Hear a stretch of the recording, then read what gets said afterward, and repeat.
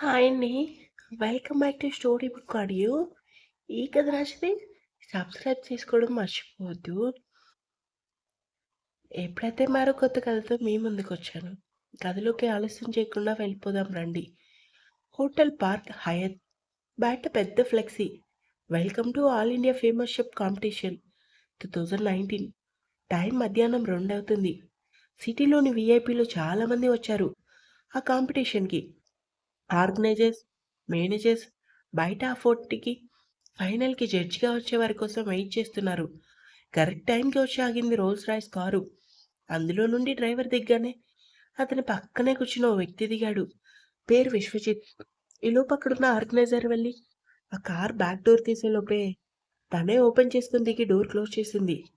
కొంతమంది ఆమెతో పరిచయం ఉండటం వల్ల ఆనందంగా ఆమె వైపు కాదు, ఆరాధనగా చూశారు. 5.3 హైట్, చామన ఛాయ రంగు, పింక్ కలర్ చుడిదార్ వేసుకుని తక్కువ మేకప్‌తో వచ్చింది. కొంతమంది ఆమె దగ్గరకొచ్చి వెల్కమ్ చెప్తూ బొకేలిస్తున్నారు.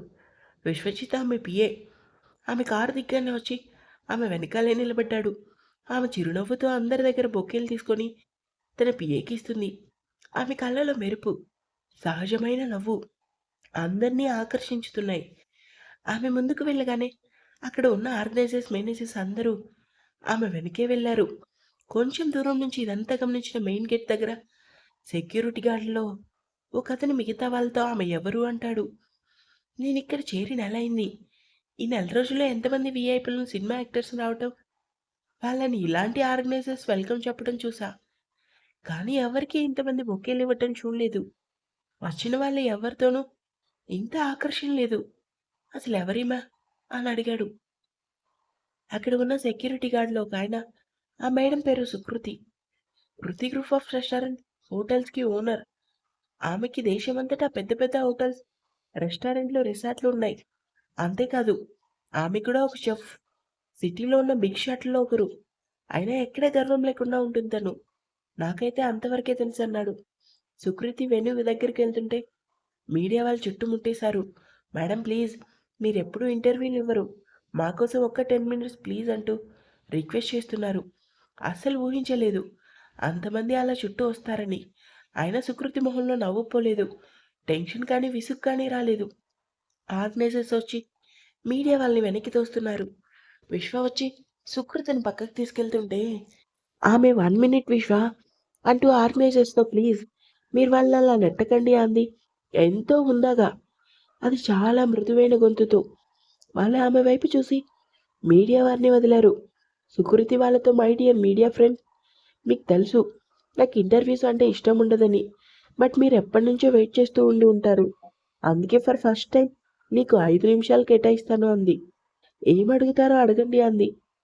ముందు ఒకామె, మేడం మీరెక్కువగా ఎందుకు బయట ఎక్స్‌పోజ్ అవ్వరు? కారణం ఏంటి? నాకు ఇలా ఉండటమే ఇష్టం. లాంటి ఆన్సర్ ఇవ్వద్దు అంది. దానికి సుకృతి, బయటికి ఎందుకు రాను? కాకపోతే నేను వెళ్ళిన ప్రతి చోటికి మీరు రాలేరు కదా! నెక్స్ట్, మీరు ఇంత పెద్ద బిగ్ షాట్ అయ్యుండి సాధారణమైన లైఫ్ లీడ్ చేయడానికి ఇష్టపడతారని విన్నాం. కారణం? చూడండి, ఈ బిగ్ షాట్ సెలబ్రిటీస్ లాంటి పదాలు ఇష్టముండవు. నాకు చిన్నప్పటి నుంచి సింపుల్‌గా ఉండటం నేర్పించారు మా పేరెంట్స్. అందుకే అలాగే ఉంటా.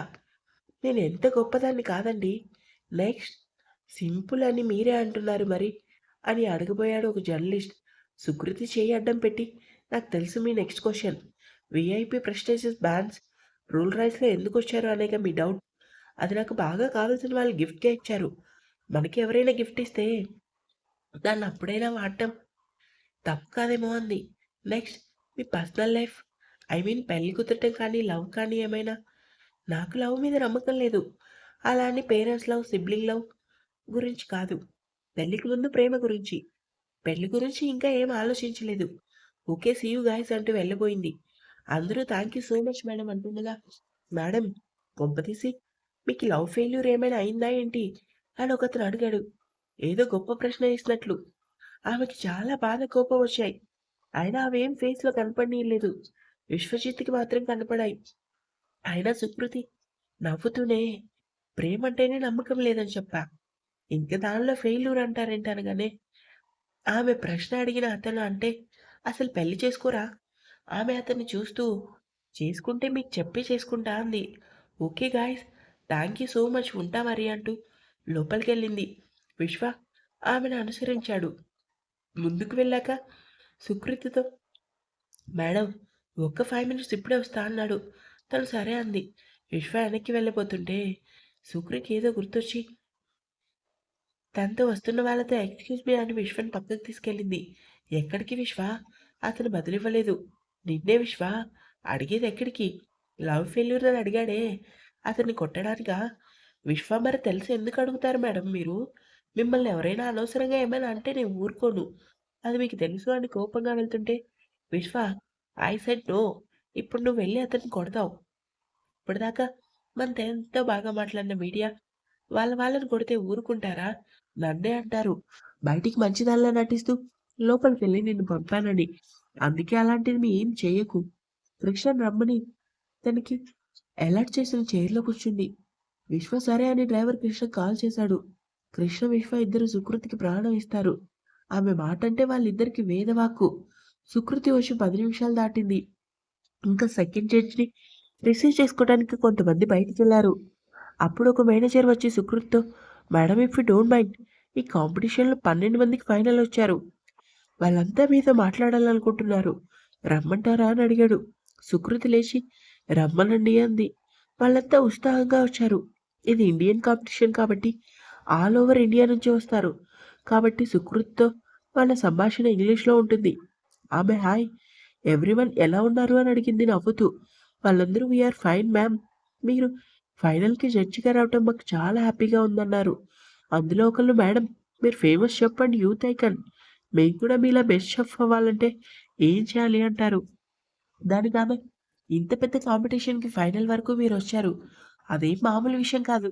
మీరు కూడా బెస్టే. వాళ్ళంతా క్లాప్స్ కొట్టారు. ఇంక బెస్ట్ చెఫ్ అనిపించుకోవాలంటే ఫస్ట్ క్రియేటివిటీ. ఒక ఐటెమ్‌ని ఎన్ని రకాలుగా చేయొచ్చో తెలియాలి. అది మీ ఓన్ స్టైల్‌లో చేయాలి. సెకండ్ యాక్సెప్ట్ ఎవ్రీథింగ్ అంటే ఒకసారి చేసిన ఐటెమ్ సూపర్ అనే వాళ్ళు ఇంకోసారి మీకు చెఫ్‌గా పనికిరారు అంటారు. అంటే పొగడ్తల్ని ఎలా రిసీవ్ చేసుకుంటారో విమర్శలను కూడా అలాగే రిసీవ్ చేసుకోవాలి. థర్డ్ వన్, అలా తను వాళ్ళకి సలహాలు, సూచనలు ఇస్తుంటే బయట మన హీరో గారు ఎంట్రీ ఇచ్చారు. తనే Rashmik, Tollywood number 1 hero and most eligible bachelor. 6 అడుగుల అందగాడు. Full of attitude care of గాడు. నవ్వితే బుగ్గ మీద సొట్టలు కానీ నవ్వడు. ఆయన గారికున్న ఇగో అలాంటిది మరి. సేమ్ మన సుకృతిని రిసీవ్ చేసుకున్నట్లే వచ్చారు ఆర్గనైజర్స్.